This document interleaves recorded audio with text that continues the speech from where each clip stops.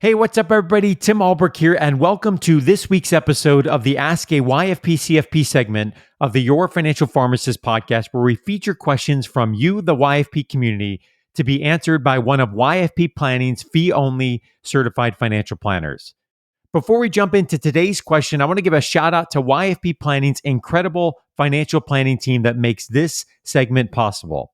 YFP Planning offers fee-only comprehensive financial planning services that are customized to the pharmacy professional. So whether you want to optimize your investing plan, pay off student loans, or simply build a solid financial plan, YFP Planning will help get your income working for you rather than the other way around. You can learn more by visiting yfpplanning.com. Again, that's yfpplanning.com. One last thing, please note that this podcast is intended for educational purposes and should not be considered financial or investment advice, as we do not know the variables to one's personal situation when answering a question. Okay, this week's question comes from Julia in Wilmington, Delaware. Hello, my name is Julia Kopek from Wilmington, Delaware. I have a question about consolidating loans with PSLF. Do you have any suggestions regarding consolidating loans versus keeping them separate? I have 14 loans, all federal, and I am planning on pursuing PSLF. I am currently about 9 months into the 120 consecutive payments. 14 loans would be a lot to keep track of in regards to the PSLF paperwork. However, if I consolidate these loans now, the PSLF clock resets, resulting in more money out of my pocket. Any guidance is greatly appreciated. Thank you. Thank you, Julia, for submitting your question to be featured on this week's Ask a YFP CFP segment of the Your Financial Pharmacist Podcast. Tim Baker, what are your thoughts? It depends, Tim. I think that's This one is a great question, Julia, and I think I love the fact that you're if I consolidate clock resets. I just remember back in the day that nobody that wouldn't register with a lot, so you'd have a lot of financial advisors throwing out oh, you should refinance or consolidate and use those terms synonymously, which they're very different. So I guess what I'll revert back to, Julia, is basically how our team at YFP Planning really kind of tackles student loans, and then we can kind of look at your case in particular. So to me, you looking at student loans are really kind of a three-prong approach. It's inventory the loans, evaluate all of the available strategies, and then optimize that the strategy that you go with. Mm-hmm. So really for us, in your case, Julia, it would be really to do a proper inventory of the loans. And the reason for that is we really have to kind of peel back the onion of what kind of loans that you have. So any of the direct loans that you typically see, they're going to be good to go from a PSLF perspective. So those are qualifying loans. If you have Perkins loans or FEL loans, FFEL loans, those are not going to be good with regard to the PSLF program. So we've had clients in the past that basically have had both types of loans, were on a track to be forgiven in 5 years, and then was I have half my loans are FEL loans. What do I do? I'm going to consolidate them. And I'm like, no, don't consolidate them, because that's going to turn the clock back 5 years. And that's a big no. So we actually consolidated the half that were FEL loans. And basically there's two PSLF timelines essentially, which sounds crazy, but true. So to me, I think, Julia, would be to actually look at the loans that you have. Mm-hmm. And if they are all direct loans, in an ideal world, the best thing to have done is once you were to graduate, there's that grace period. But once you consolidate, it actually throttles the grace period, and you can actually get through that quicker. So then you can get into repayment quicker.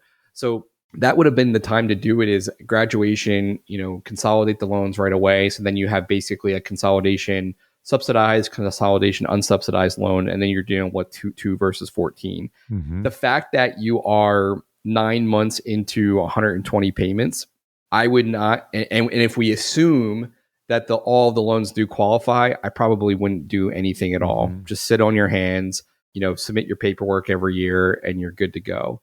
But the cool thing about a lot of the pharmacists that I talk to, whether it's just here and there, or, as they are looking to become clients of YFP Planning, the cool thing is that the savviness game is up. Yeah. So the student loan savviness game is definitely there. But when we actually drill down into the nuances of what to do in terms of inventory, select and optimize a strategy, there's typically things to button up. And I would say that would probably be the case with you, Julia, is that to really probably, again, cheesy plug, but really work with a professional. Because again, if you're dealing with the average Tim of $180,000, most recent grads, right around 180,000, it's not hyperbole to say that the range of outcomes in terms of how much you're going to actually pay on those loans could be anywhere from like $90,000 to $350,000, $360,000. It's just that big of a deal. And again, this is in a world where most advisors are going to say, don't worry about the loans. They'll figure themselves out. And we know that is just terrible advice. The tail that wags the dog for most pharmacists, especially that are kind of new practitioners and maybe a bit beyond, is going to be the student loans. Mm-hmm. So I'm biased, but I think it's really important and imperative to make sure that you have a professional that knows what they're talking about with regard to the student loans to take a look and double check, because you do see, and that's a part of some of the negative press with PSLF. It's like, I didn't do that 10 years ago, so I'm left out in the cold. And that's a terrible place to be.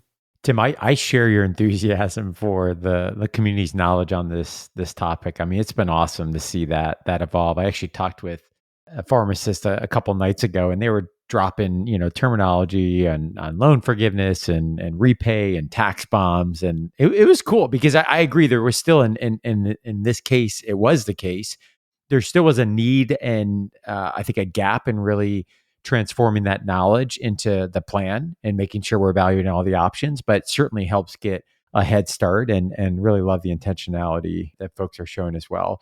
Tim, we've done so much content on student loans that I was going to reference a couple episodes or blogs, and I just decided if folks just Google Your Financial Pharmacist and student loans, you're going to find a lot of information, loan forgiveness, PSLF, non-PSLF, refinancing. We've got a student loan book that goes A through Z, farmdloans.com. Lots of great resources on the website. But I think most specific to this conversation, Tim, is that we do offer a one-on-one student loan analysis that is intended to help folks go through the steps that you talked about, right? So it's inventorying your loans, it's confirming or reconfirming current loan details and the balance, the type of loans, estimated payment amounts when repayment, especially when repayment starts here, coming back up soon, comparing the different strategies that are out there, and then ultimately customizing a plan that one can implement. And the weight of this decision is real. You talked about some of those numbers, and having a professional, someone you can work with one-on-one that will help you through that process and hold your hand through that process is really important. And so if folks listening would like some help in mapping out their individual plan, I think timing is great right now as we approach the home stretch here before the administrative forbearance wraps up. So you can go to yourfinancialpharmacist.com/SLA. Again, yourfinancialpharmacist.com/SLA and learn more about our student loan analysis service. Thanks again for listening to this week's episode of the Ask a YFP CFP segment of the Your Financial Pharmacist Podcast. If we feature your question on the show, we'll send you a super comfy YFP t-shirt. You can submit your question by sending an email to info@yourfinancialpharmacist.com, or you can record your question by visiting yourfinancialpharmacist.com/AskYFP. Also, if you don't feel comfortable sharing your name on the episode, you can send or record your question anonymously. Have a great rest of your week.